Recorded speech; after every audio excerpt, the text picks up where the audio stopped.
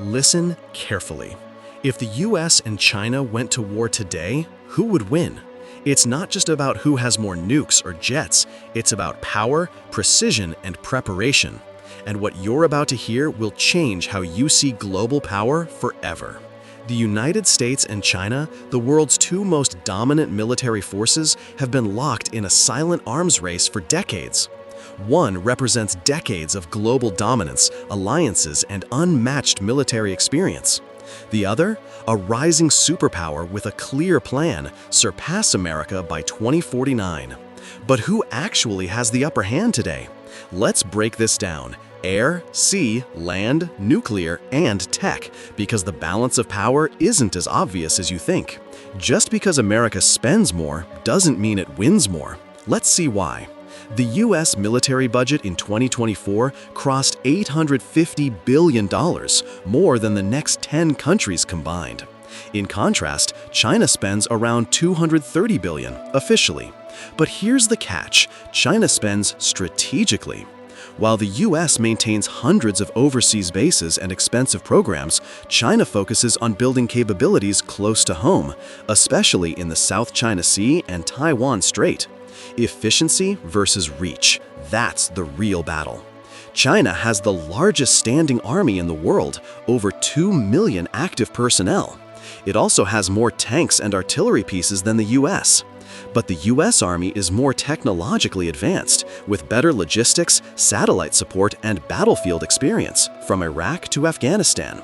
It's a question of quantity versus quality, and it's not one-sided.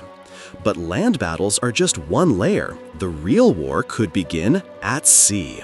Here's a surprising stat: China now has more naval ships than the US. Yes, you heard that right. In numbers, China leads, but in tonnage, tech, and carrier power, the US is far ahead. The US Navy operates 11 nuclear-powered aircraft carriers. China, just 3, and none nuclear-powered. China dominates its regional waters. The US, it dominates global seas. The United States has over 13,000 military aircraft, including hundreds of F-22 Raptors and F-35 stealth fighters, the most advanced in the world. China, around 3,000–4,000, with a growing fleet of stealth jets like the J-20. However, the US has more air bases globally, better pilot training, and far more combat experience.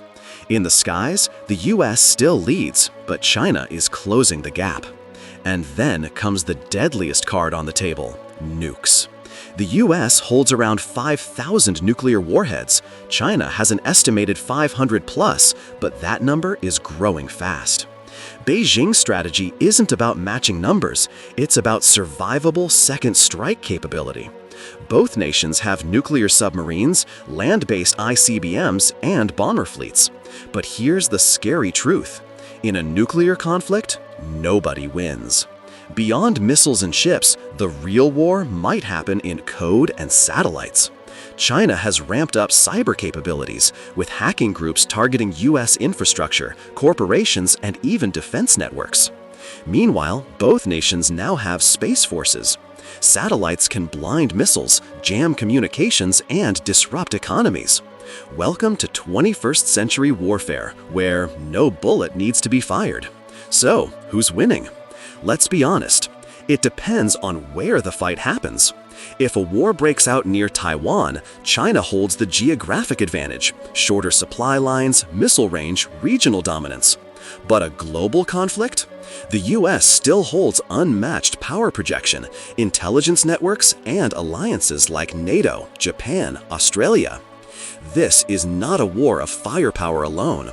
It's a war of positioning, speed, and strategy. Imagine a naval clash in the South China Sea. A cyber attack shuts down US satellites. Missiles locked in silos, commanders on alert. Would anyone dare push the red button? This is no longer Cold War fantasy. It's today's reality. And this is just the beginning. In Episode 2, we'll dive into the economic war, how money, not missiles, might decide the real superpower. So subscribe, stay alert, and get ready to see power like never before.